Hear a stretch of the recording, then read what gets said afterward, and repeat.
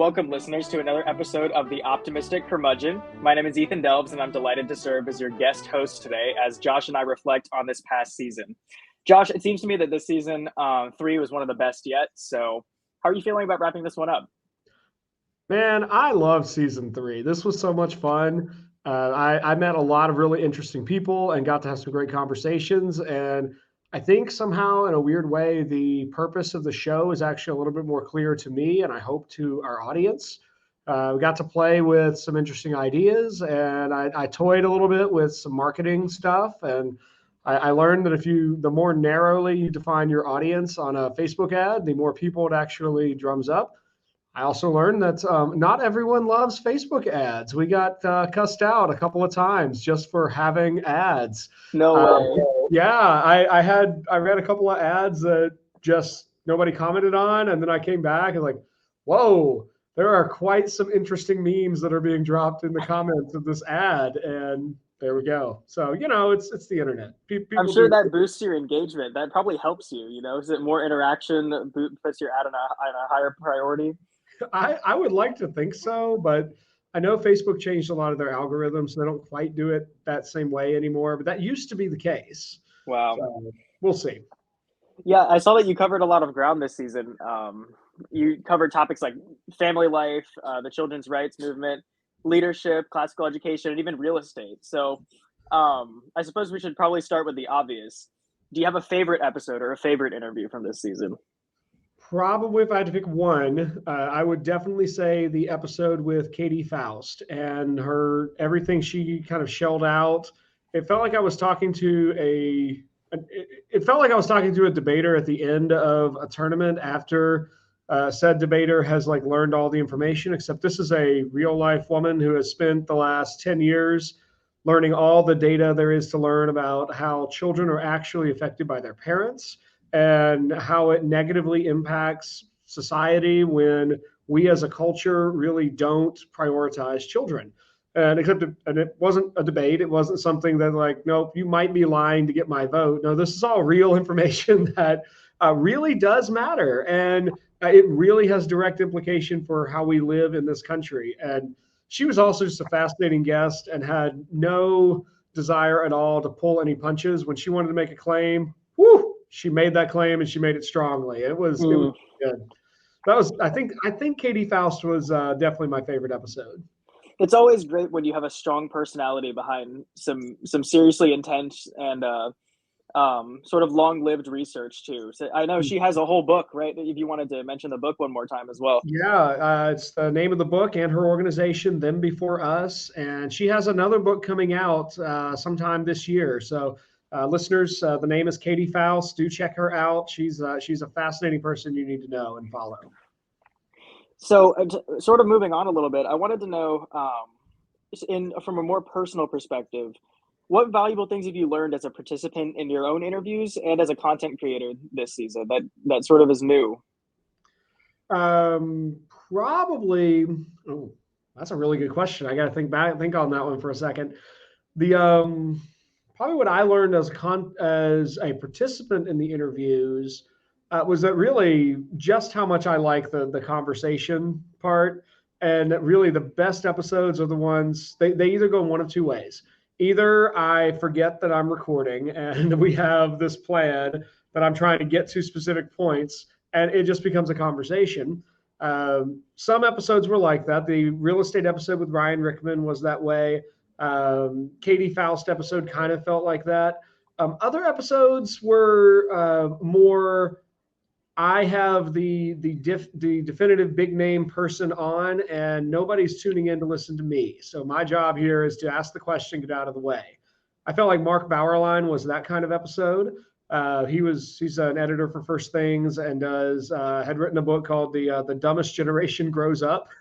Sorry to break it to you, Ethan. I'm in the later part of the early part of the Dumbest Generation. You're the tail end, and so you're like the second dumbest half, essentially, just slightly less dumb. Do you remember I don't know why you remember this, but I remember a moment in high school when I learned that you had not talked to your calculus teacher about how to figure out the thing you needed for homework. you would just immediately YouTubed it and found like 3 videos teaching the exact same idea. Yeah. And that is the kind of thing Bauerlein is just like going to town on. I mean, he thinks that, What? yeah, because it's like no one reads anymore. But And how is talking to your calc teacher reading though? it's an actual human interaction that you're actually going to the person who originally taught the information and can show you how to use it, instead of a generic process that we can kind of slap in and like might apply, but it's sort of a quick electronic shortcut instead of an actual human interaction, is sort of his point. I can see that. I would also push back a little bit because I think that teachers in the classroom have one very particular and leaning in the applicable direction of how to teach things, but videos will give you the whole theoretical background for what you learned in the classroom. So I find the supplementary videos pretty helpful because I find that to fit a class within an maybe a 50-minute to an hour and 15 slot, you have to sort of get the students through the mechanics, especially if it's a mathematical sort of thing of what you're doing. But then the theory is you can, depending on how interested you are in the actual theory and why the things work, the supplementary videos I find are pretty helpful for that. No, that may be fair. What was the second half of your question? Oh yeah. So what have you learned as a content creator? I know you mentioned a little bit about marketing. Anything else? This is really kind of something I figured out for an episode I've already recorded for next season, so I won't name the guest. But I got really excited when I read a report by this guest, and I reached out and he agreed to come on the show. And I sort of assumed that there was more that he had to say than was in the report. And the part where the conversation got kind of stilted, where I was pushing for more, and it became apparent pretty quickly, nope, he put everything he had to say about this topic in the report. So I had to really pivot fast to be like, okay, I'm just going to, let me ask you about this line, and I'm going to say the line, and I want you to like say the next 4 or 5 lines that come after that line. And it sort of, I had to be a little more attentive to like, no, this guest is thinking differently than I expected. And I just had to adapt to that. The only other thing that comes to mind is that once again, I'm incredibly amazed at how gracious people are with helping connections happen and saying yes to random blind emails. It says, hey, I read your thing. Would you like to come on my show and let's talk about it? This sounds really cool. And there are some, I mean, people, there are just some really, I got some great guests lined up for season 4. At this point, we're starting to record for season 5. And the names just get cooler and the conversations are just getting more interesting.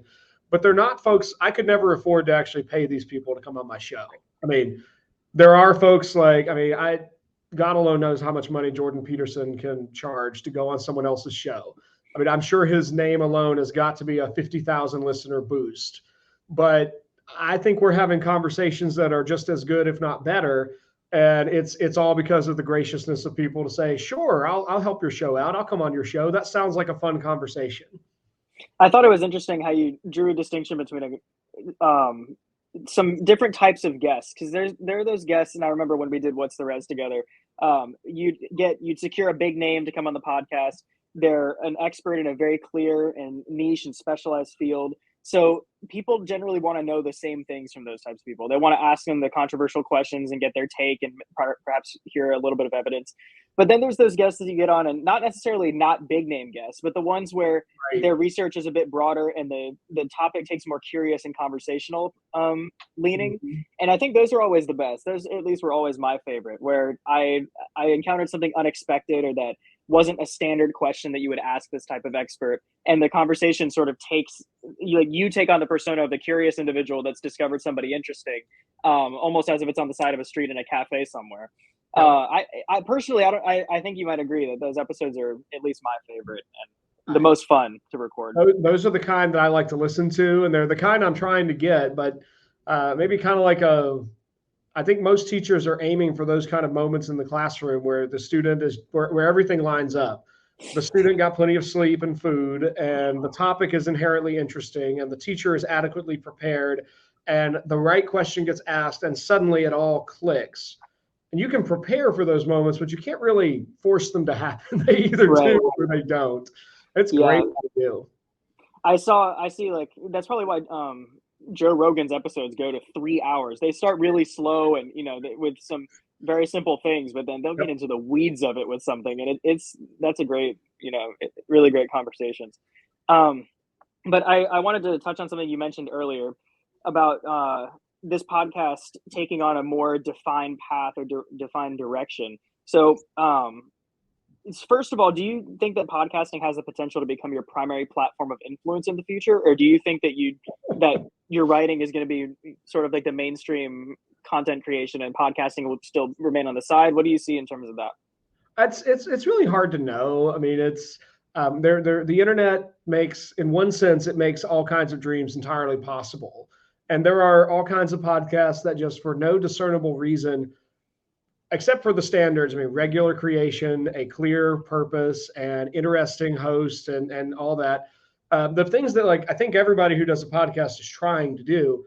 Some of them just blow up, and suddenly they can monetize, and they get ads, and they're able to do that at a whole nother level. I mean, I'm thinking particularly of Matt Walsh. There, I've started listening to his show pretty regularly. And I don't know how long he's been doing the podcasting game, but he's got over 1 million followers on Twitter. I mean, he does anything on the internet, and he's got people enraged. He's got people clapping. I mean, I I really that in my mind is what it would take for podcasting to be sort of the primary thing. Because at this point, like, I mean, this podcast would need to it would really need to get huge to be that. So in my mind, this is still kind of a side thing. This is really a way of networking. It's a way of contributing to the conservative intellectual movement, and just contributing to the ongoing effort to create a platform for interesting conversation. I remember several years ago, the husband of a friend I worked with told me that he didn't think there were any serious ideas on the conservative side. And my jaw kind of dropped. I started rattling off all of these names that he had never heard of. And I bring that up because I think inside of some circles, it is entirely possible to feel like any conservative intellectual ideas are an echo chamber. Like, you can always be running into people talking about we need more free speech on the university campus. We need to interpret the Constitution in an originalist direction. We need to have local government, and we shouldn't have so many taxes and that sort of thing. But there is this whole broader world of people who really do believe there is a way of life that we need to conserve. And they are doing some fascinating work that at this point, they are by far the minority in the wider space. So I really enjoy getting to talk to those people and trying to create a platform that just maybe one of these episodes will take off and trigger the algorithms, and boom, it'll blow up, and it will suddenly just help push good ideas out into the world. I've noticed that angle actually, and now that you bring it up, with recognizing the roots of conservatism a little bit more, it's very difficult in the internet because everything's so front facing, and there are certain things that get clicks and certain things that don't. But what came to mind was that Daily Wire project that Jordan Peterson and I think Dennis Prager and a few others are working on, the Exodus film or the Exodus documentary, with sort of exploring the tradition there and some of the ideas in Exodus. And I think it's interesting how some of these roots from the tradition are making it out into the public sphere, and in the form of content that's a little bit more long form, like a documentary or maybe a series, an episodic series, to try to cover some deeper ground. But I think there's definitely progress being made in all sorts of areas across the spectrum in terms of sort of trying to articulate where the roots of these ideas are coming from, and finding ways to make that as palpable to the public and to the fleeting eye, I suppose, as Yeah. any of the things people are already tired of hearing. So it'll be interesting to see how people interact with things of that nature, because I think they're definitely on the uptrend. There's a sense in which that's true. I mean, I think both the Daily Wire and PragerU have proved it's possible to have conservative media companies. There is a market for that.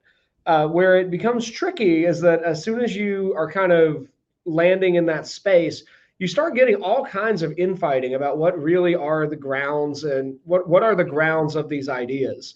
I mean, that's where I think I know we talked about Jordan Peterson. I don't know how often over the years, but he's a fascinating figure because he really likes talking about the Bible, but he's not a Christian, and he doesn't read the Bible like any Jewish or Christian theologian ever would. He reads it as a psychologist. And so he's I would put him as like adjacent to conservatism, but he doesn't eat, breathe, or sleep conservative ideas. He's a psychologist who has a lot of great truths for practical living, and he really wants to be able to dig into these older sources, but he's bringing that different mentality to them. But man, does that strike a chord with the masses? I mean, so Right. at Yeah. what point at what point is the goal to have rich ideas that are sound and valid and carefully worked out, or do you compromise on some of that for to increase reach? And where's the tension there? Like there are groups trying to do that, and even still, I mean, if you compare, Well, we were on just a good streak yeah, there. let me back up and try that one again, and Madison can resolve all this. Thanks, Uh, Madison. yeah, she's amazing. And she should definitely keep those comments in if possible. I think there's something significant in the fact that the Daily Wire and PragerU have proven that there is a market for mainstream conservative media companies. But even then, their reach is so small when you compare them to the giants. I mean, think about Paramount as a movie production company or Disney as a child indoctrination content creation company. They're just it's still small potatoes, but it's proof that there is something there that an awful lot of people are looking for. Like they want good content, they want good ideas, and I at least like to think that my show is a small part of contributing to those good ideas getting to people who otherwise might not think about. Yeah, and I think there's something to be said for even with all of that, those internal tensions, maybe between Peterson's approach to the Bible, for example, or Ben Shapiro being Jewish and then a couple of his contemporaries being Christian. I think that there's definitely something to be said for the whatever overlaps between them then holds the media, I suppose the media company, or really their friendship, if that's what you could call it, together. It really adds strength to the audience and adds strength to their draw because while Peterson is really good at drawing a crowd, he may not. I mean, there may be internal tensions with how between him and his colleagues, but it's enough to keep them together Oh to yeah. make something happen and introduce ideas in a way where the consumer can take them with a grain of salt because I know they do a panel sort of approach and they very Mhm. much disagree on this panel as well. So it's nice to have a window into that too because then you not only get a sense of what the ideas are, but where the main points of contention are, and then Mhm. you get an idea of what camps exist, and that's just really helpful. Ask about if you could call it a little more logistical, but do you plan on changing or improving anything for season 4, or are there any sort of internal evolutions that are going on with the podcast? Uh, Honestly, not really. I think I'm pretty happy with the format we've got with primarily looking at a single guest interview show. I have thought about. I haven't put anything together, so I don't know if this would happen in season 4. This might be a season 5 thing, but we do have. I do have probably 3 or 4 guests I've interviewed on economic themes. We're up to 4 to 5 people on classical education themes. I think it would be really interesting to gather sort of a panel and host a different style that's like, let's all from our slightly different angles, we're all thinking about classical education and where this renewal movement is going. It could be really interesting to bring Shane Trotter, Mark Bauerlein, and Robert Pondicio, just to name 3 folks, bring those 3 together and facilitate a conversation about where do you see school choice, public school, classical ed, where do you see all of that going in the next 10 years? That really could be an interesting kind of episode, but I don't have any concrete plans to change that. Right now, what's really kind of coming up is there's part of me that would like to have a much more clear plan of where this thing goes, but it is a bit sort of haphazard. It's a matter of seeing interesting things that seem like they fit with at least one of the pillars of the show, and then reaching out to that person. That person says yes, and so forth. I do have one. There's a British feminist named Mary Harrington that she has a book coming out this summer that's a possibility. I might have her on the show. She wrote a great essay on the website Unheard about the way that modern feminism is actually harming women and really harming children in some really profound ways. And she's saying that as somebody who has full card carrying feminist credentials. She's not over here sort of. I obviously don't have any of those real credentials. I don't fit in that space. But I think it's really interesting that modern feminism has a lot of women who are really trying to turn back some of the third wave feminism turns that have taken place in the last 15, 20 years or so, and really doing it with the well-being of women and children at the heart of it. So I'd like to have more of those kinds of conversations with people who are sort of in the thick of it. In even if they're, I suspect we might have a few. We might have. I'd like to have some more guests in the near future who are perhaps a little bit less people who would think of themselves less quickly as conservative, but definitely are pushing back against some of the excesses of their own political space. I just subscribed to a new Substack author that I really like, and she kind of fits in that mold where she's a Canadian. She's Canadian. She was raised Marxist, and she's since rejected the left. That doesn't mean she's embraced the right politically, but she's so frustrated with where the left has gone in its progressive extremes that she can't be there intellectually anymore. Like those kinds of conversations might be a few more of what we start to incorporate as the show grows. Yeah, I was gonna say, like, it's interesting what direction the show has taken, and I think that it's best conceptualized in terms of how listeners approach podcasts. A lot of listeners will look up a topic-specific podcast. They'll maybe like, I know there's a couple economics ones that people listen to in the major over here, and or even the political podcasts or philosophy podcasts. But I think that your podcast has a very distinct type of personality where you're an educated conservative that engages with different branches of what that tradition means. Whether, I mean, there are conservative approaches to everything, whether it's economics or fiscal policy or sort of like familial discussions in the family unit, on a political level or on a philosophical level even.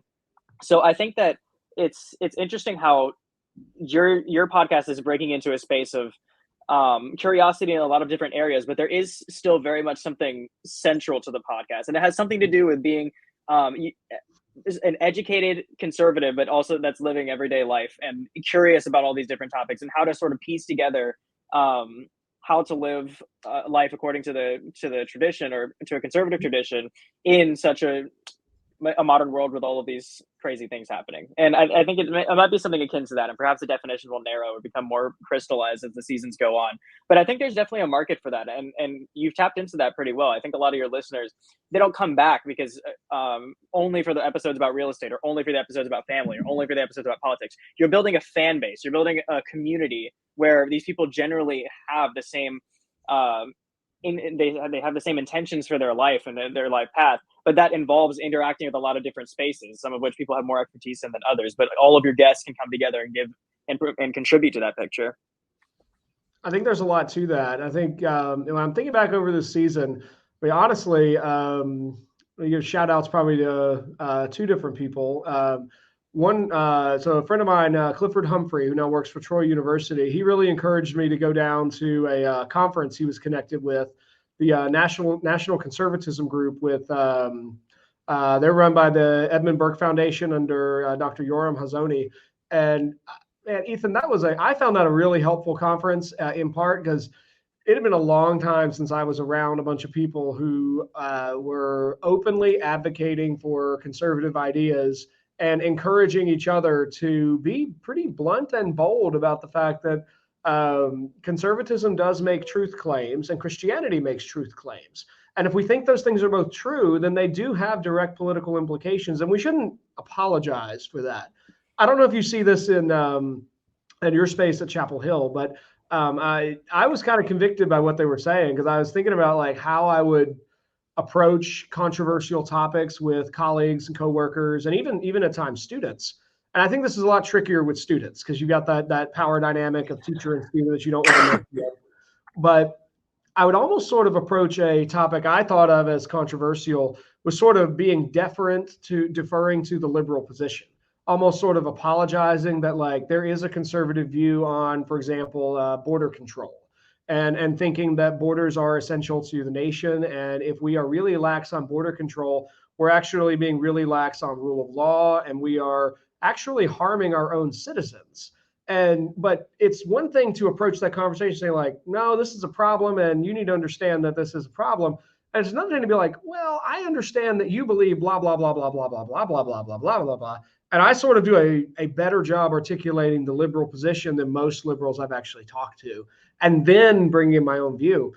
And the NatCon folks were just kind of like, nope, it's time that conservatives stand up and be honest about what they believe and actually articulate a positive vision for life, for policy, for education, for all these different areas. I came back from that conference just, well, one, really refreshed, excited. probably, right? Yeah. I Yeah, also really, I had a ton of business cards that became a bunch of people in this season and next season. that's amazing. That's And really wonderful. it just really, I don't know, the stronger the divide, the partisan divide is in America, the more it seems like we ought to just recognize that and kind of stop apologizing for it. And that definitely shaped some of the tenor of this season as well, I think, and made that a bit more pointed. That's awesome. Yeah, it's so refreshing to be around a group of like-minded peers, and nothing really beats it at all. I think a lot of that tension comes from sort of like an asymmetrical, or progress is asymmetrical. So the liberals always have grounds to say, oh, the conservatives are just, sitting on their tails, or they don't want to do anything about this problem. But I guess there's kind of like a temporal bias in that somehow, is that we're like hindering progress going forward. But again, that's a huge political thing, and there's everyone else is out there to resolve that, not me on this episode. And but I'm glad you got to attend that conference. It's always refreshing to do something like that. So it sounds like a lot of great interviews are going to come out of it too, which we're very excited for. So I guess the last thing is, I wanted to ask if you could have any guest on your show, who would it be? And I'm going to take a guess here and say that it'd be Matt Walsh. Could be wrong, but I still think you should reach out to him and try to have a conversation of some sort, because we're ambitious over at the Optimistic Curmudgeon. But yeah, should at least they should at least send us some people, because I think we've mentioned their name on this show about 20 times at this point. If I could interview Matt Walsh, I would want to have a long conversation about his book and documentary, What is a Woman? I don't know that Matt Walsh would be the guy I would want to interview. Man, that's a great question. It in part depends on what we're interviewing about. If I'm interviewing about, I mean, I would be thrilled to do a conversation with Dr. David Whalen of I forget if he used to be provost at Hillsdale College, but he's now, I think he's stepping out of administration and back into teaching. But I'd love to have him on the show to talk about the nature of liberal arts and liberal education, and why we actually have gotten so much wrong because we've moved away from actual liberal education. I think that would be fascinating. I've actually, I don't know who this person is, but I'm really fascinated by the recent Scottish gender affirming legislation. I don't know if have you followed any of this story? I haven't, no. Scotland just passed legislation to allow prisoners to be jailed according to the sex they define themselves as, which has created quite a bit of uproar. There have already been, there's at least one case in the United States of a man who identifies as a woman being jailed in a women's prison and then having to be moved because he raped women in prison, which is what everybody thought might happen, and that's exactly what happened. But so it's this really interesting intersection of Scotland's had a ton of feminist work in the last few decades. J.K. Rowling has been pretty vocal in that discussion. But of course, anything related to transgender stuff has this whole army of activists who claim that you are being unjust if you force people to actually live according to their biology. So I would love to have somebody who knows the ins and outs of that and could have a conversation about that. I haven't figured out who that is yet. If I'm talking about classical education, I would be really, I have intended, I need to reach out. I'd love to interview Jeremy Tate at some point with the Classic Learning Test. He's a great guy. Definitely a strong friend to Thales Academy. By the time this drops, I don't think this will be out yet, but I'm actually on the Anchored podcast at some point in the coming months. I did that a couple of weeks ago. There's a lot of other folks. I'm about to go in just a couple of weeks. I'm going to the Intercollegiate Studies Institute's conference on America. They're calling it the American Political Government Summit. And that's down in Fort Lauderdale. And I'm on the lookout for anybody interesting that is doing interesting stuff. And that's ISI is a great organization. They're run by Johnny Burtka, another Hillsdale grad. He and I were the same year. He went a different route than I did. He went the think tank inner city DC or inner DC connections route. Anyway, ISI has done a lot of work with undergrads at colleges all around the country, but they're now trying to focus a bit more on graduate students and professors to help combat some of just leftist indoctrinatory kind of things.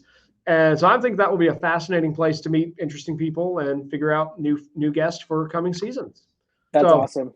Yeah. Well, I'm really excited to see how the direction of the podcast progresses as we go through additional seasons. I think this has been a great season finale. So I think that's probably all we have time for today. Thank you for having me as your co-host. I love coming on to do one episode at the end of each season. So I appreciate you having me to host this episode. Thank you, everyone, for tuning into this season finale episode of the Optimistic Curmudgeon. Josh, thanks for having me. I'm looking forward to all the great work you're going to accomplish in season 4. All right. Thanks, Ethan. So glad to see you again, and always great to get together over this podcast. You've been listening to another episode of the Optimistic Curmudgeon, where the best ideas win. I'm your host, Josh Herring. The Optimistic Curmudgeon is a project of Thales Press. If you enjoyed this episode, please give us a 5-star review and share it with your friends. You can find us on 3 major social media platforms. Search for The Optimistic Curmudgeon on Facebook and LinkedIn, and find us on Twitter at the handle @TheOptimisticC3. This episode was edited and produced by Madison Kay, audio engineer for The Optimistic Curmudgeon. Until next time, seek the good, pursue the true, and love the beautiful.